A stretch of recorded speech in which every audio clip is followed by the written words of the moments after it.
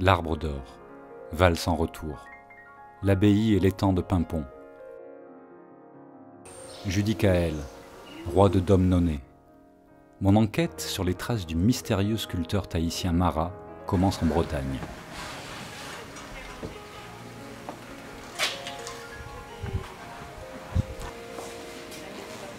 Mon papa était militaire, hein.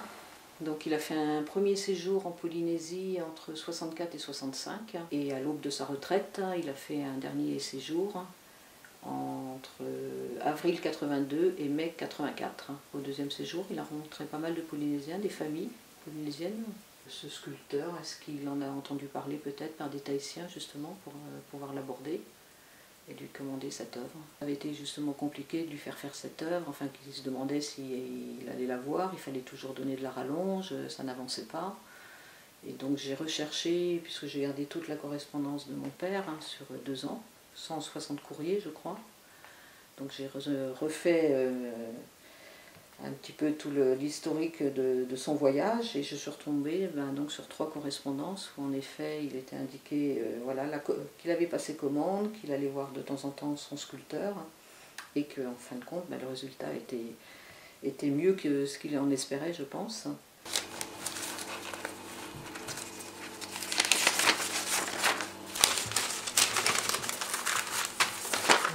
Donc le 26 mars 1983, j'ai passé commande d'un tableau bois sculpté, 1,20 m de longueur sur 40 à 50 cm de hauteur. Scène de Tamara, repas tahitien. Il semble que c'est un ouvrage original et qui, je pense, trouvera facilement sa place à Pimpon. Toutefois, là, le problème est à l'image des menuisiers du village de Pimpon. Il faut relancer très souvent l'artiste. Ensuite, il y a le courrier du 14 août 83. Mon sculpteur, eh bien, la semaine prochaine, je vais retourner le voir pour la Xème fois, mais en espérant qu'il aura fini prochainement. La dernière fois, il avait avancé, donc n'ayant pas reçu plus d'argent, si vraiment il en a besoin, il devrait faire un effort.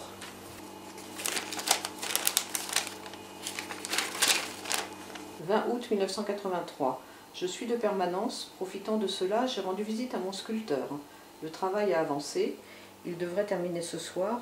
Je m'y suis rendue 2 fois, mais j'y arrive au seuil où il me faut composer pour parvenir aux meilleures fins. Regrettant un peu jusqu'à ce jour d'avoir fait cette commande, il me semble que je vais changer d'opinion. En effet, la scène tahitienne a pris forme et les personnages sont très expressifs. Je crois que ce bois aura toute sa valeur.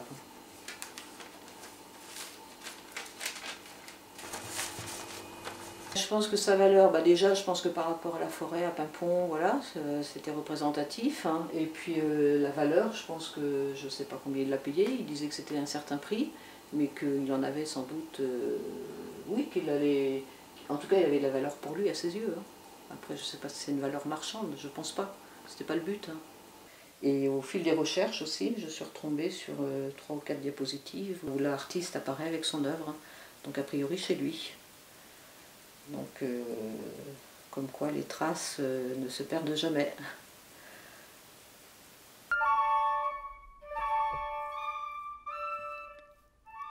Prochaine étape, Quimper, où je devrais en apprendre un peu plus. Alors, je suis Thérèse, je fais de la céramique, ça fait presque 10 ans. C'est mon atelier.